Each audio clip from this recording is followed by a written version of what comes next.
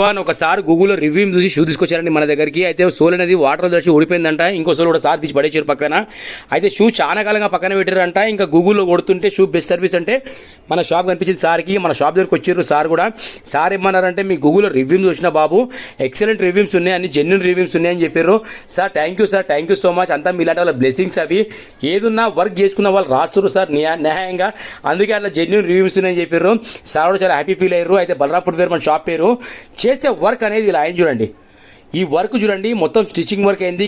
కింద మొత్తం new soul replacement అయ్యింది. ఆ సోల్కు సెట్ అయిన సోల్ మాత్రము ఫెంటాస్టిక్ కుదిరిందండి.